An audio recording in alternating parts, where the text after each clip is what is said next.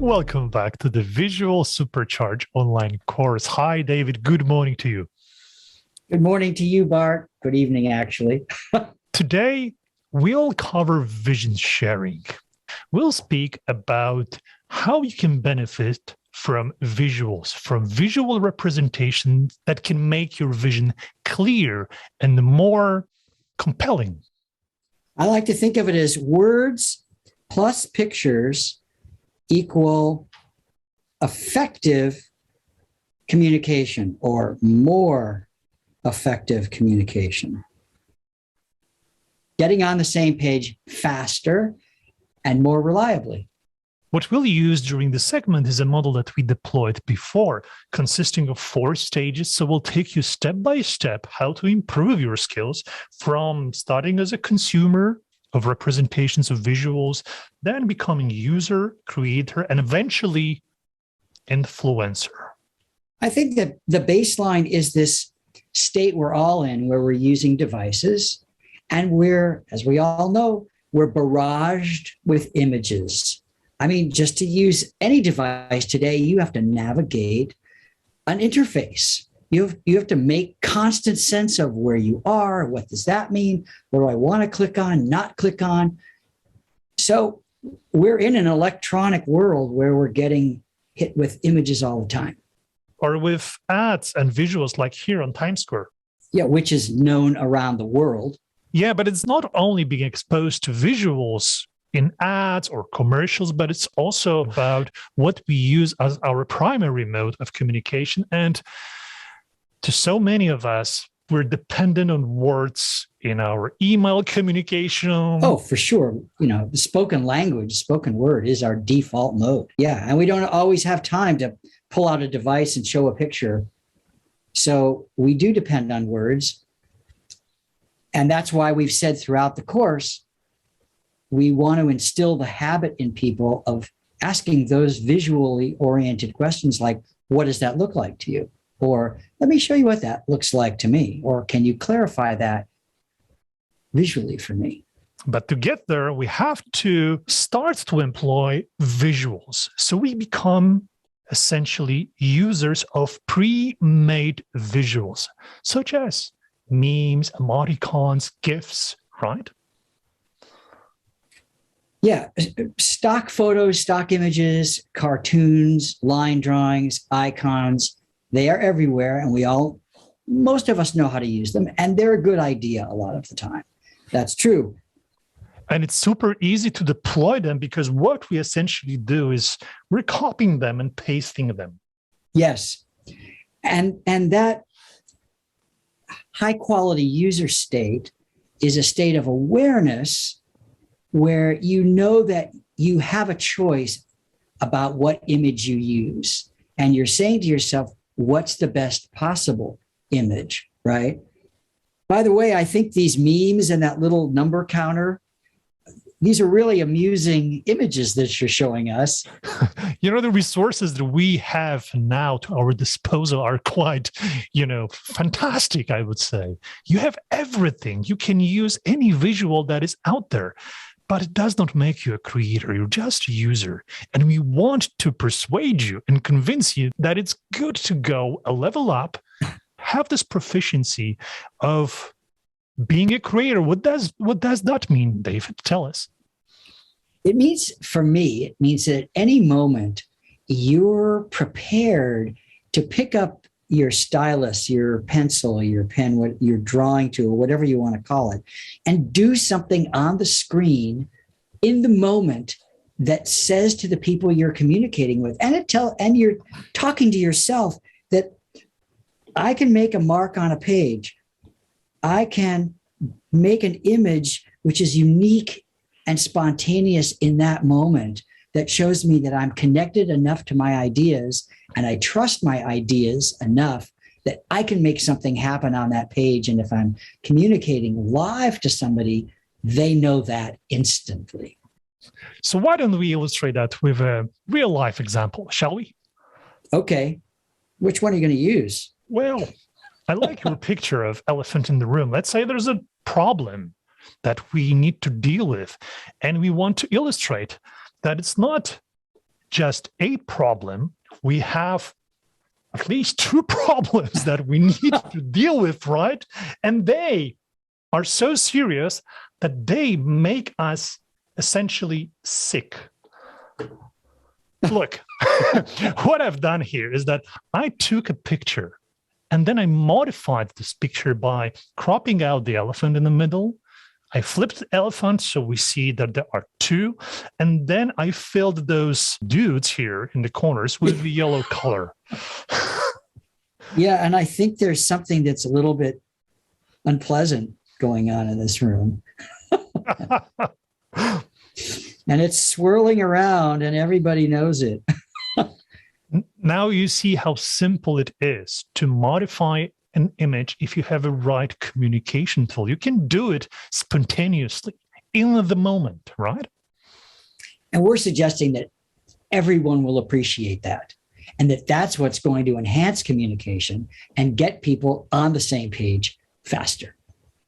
And this already makes you a creator, because you're not only used something, you're representing a completely new idea out of what you've used.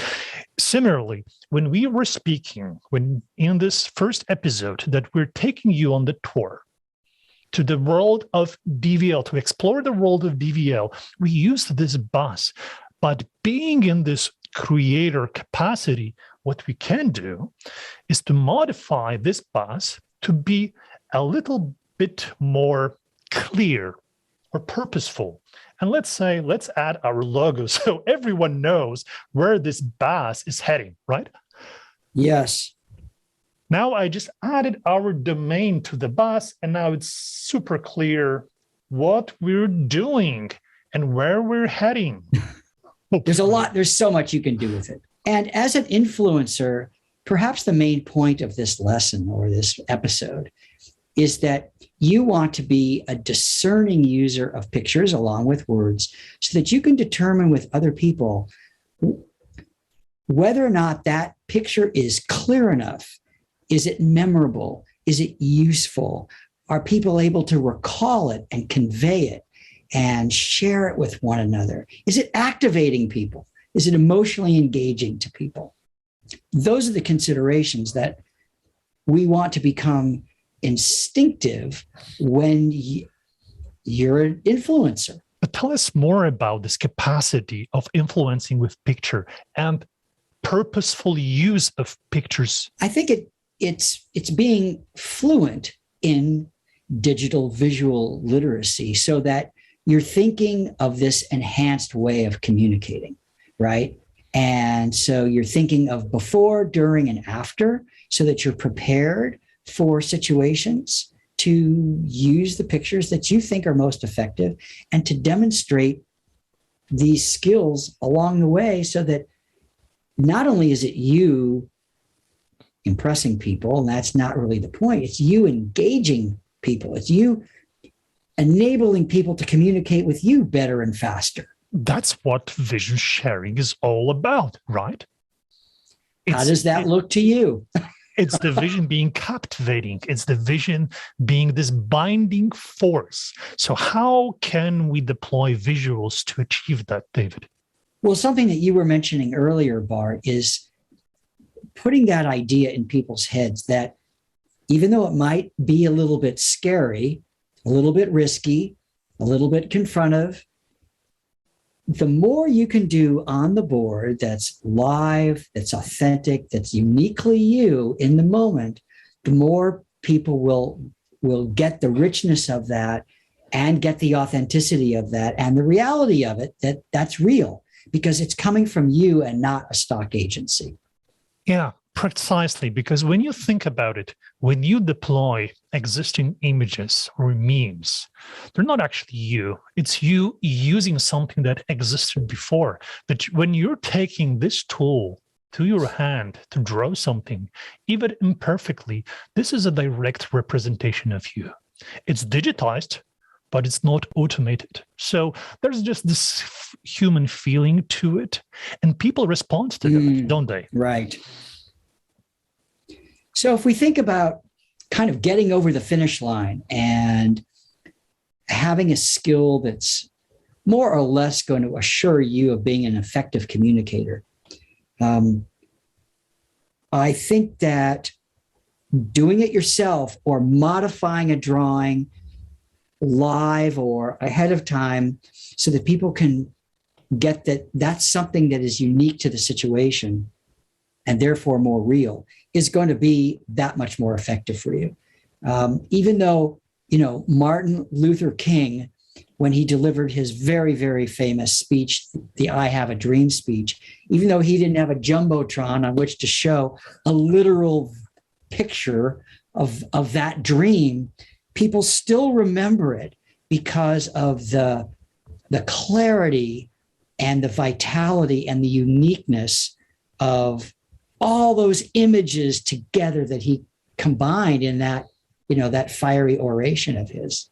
True. He painted with his words, but in our complex reality, sometimes it's good to support ourselves in understanding those invisible elements, those complexities of today's world with visuals. And what we're showing you is one of the tools at your disposal to do that. Well, hopefully we've shown everybody or demonstrated it.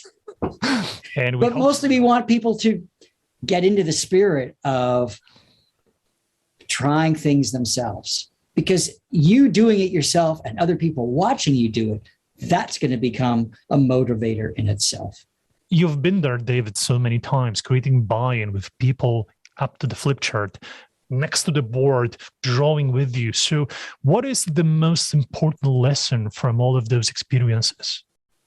That your ability to make a mark on a page that can acknowledge and validate what somebody else is saying is worth a lot. That's the engagement. So other participants not only passively watching you drawing, they engage. They're getting the tool, the pencil, the pen, whatever it is, the marker in their hand to speak about difficulties. This is what I don't understand. This is what I don't get. Or this is the solution that I see. And in that very moment, when you see the engagement happening on the board, you know you're on the right track. That's right. Any amount of participation that you can see with your own eyes is better than just people talking where the words just go poof. And the other thing, Bart, is that when you finished even a short conversation or a longer meeting, and you've been making those marks on a page and you've been representing what people have been saying, then you have this record, you have this collection, you have this canvas, you have this document that represents everybody's contribution. And that becomes a very powerful tool because everyone feels like they contributed, they participated, they built this thing from scratch. Yes. And they have a common understanding. And that common understanding creates a bond, right? We did that. It's a piece of shared history, right? And it has a bonding power, as you said, and it's authentic. It's not something that was copied and pasted. It was something that was created together. Yes, right. You're very right. This is very important. I said that, you said that. Together, we all agreed on that. And that felt really good. And we got somewhere. We made some progress and it was ours. And now you have a record of it. And look, if you never tried that, it's hard for us to convince you that it's worthwhile to do so, to sit and use the same board with other participants, even remotely as we do now together with David. Just give it a try and see what this way of communicating can do for you. Yeah, I don't think this is all that unfamiliar to people. I think a lot of people already understand this, and hopefully we will at least reinforce that. So we hope that we were able to sell this vision to you, and good luck practicing and trying. Courage. Show us what's on your page.